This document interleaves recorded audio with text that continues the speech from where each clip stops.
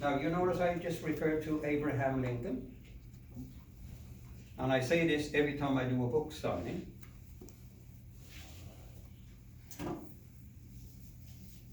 I call my recitation Fitted for the Helm.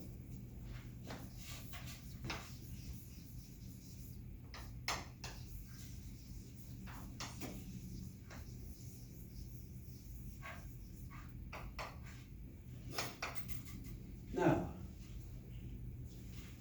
and this was the first title I came up with after trying to come up with some more titles. I went back to the original one. The word fitted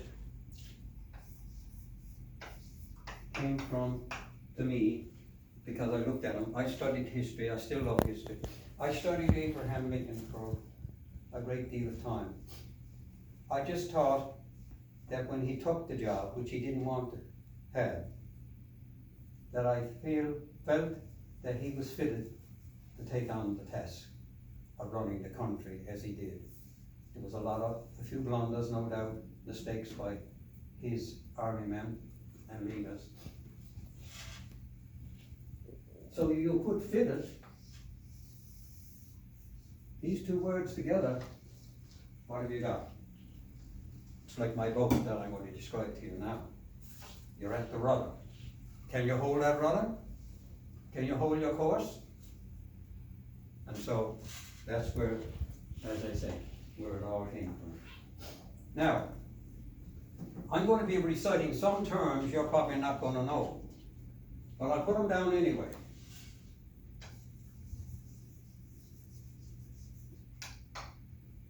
Risings, not I-N-G-S, risings.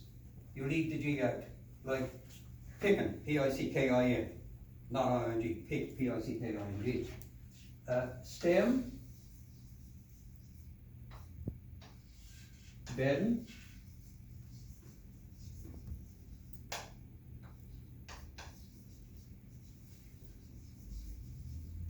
thoughts.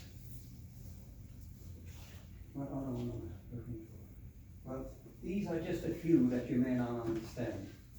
Okay, risings. What can I say? Maybe I can do it this way. Okay, I'm going to look at the boat as if you're looking right down on top of her now. Okay, that's the stem.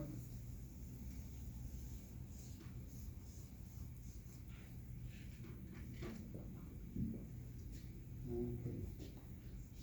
Right here, yes, here's the word.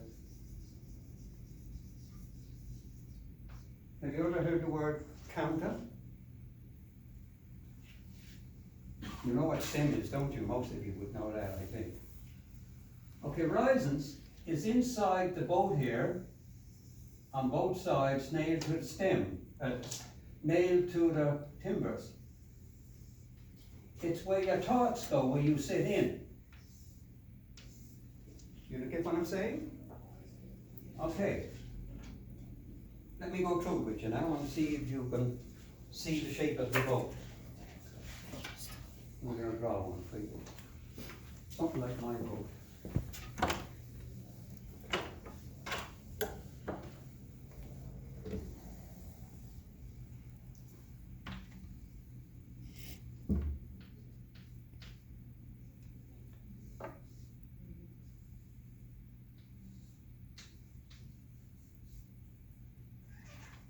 Oh, here's the other word.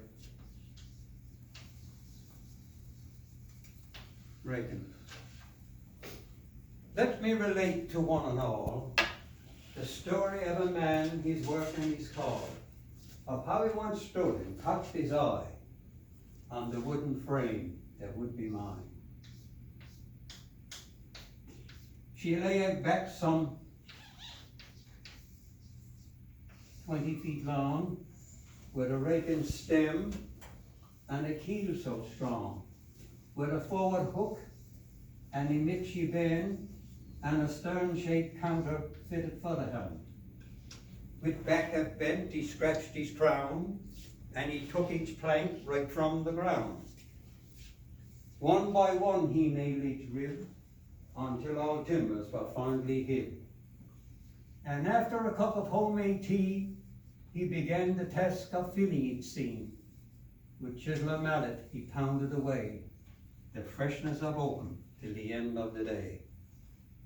Next day being fair and windy too, he tackled his grey mare and he wandered through. At last he came upon the merchant's store, where he purchased some goods, some paint and a door. His box cow now being filled to the brim, he headed home where his work was to begin. With brush in hand and paint so white, he painted the hull to keep it tight. Inside the frame he placed the bed, for his make and break, his gift from heaven. A house was then made to fit, with a sliding roof and a place to sit. Next he placed the risings in, constructed thoughts where men would sit in, and top works curved and nailed just so. He stepped aside with eyes all aglow. And as he glanced upon the stern, he thought of the things that he had learned. And now that his work was finally done, he would pass her on to his only son. And now that he's old and feeble and weak, he gazes from the doorstep where he often speaks. But he and I discussed the days of how it was in so many ways. But he's gone now, and he's left behind his only son and a boat that's mine. But I often think of the Nietzsche wind and the stern-shaped camera he fitted for the helm. Thank you. Awesome.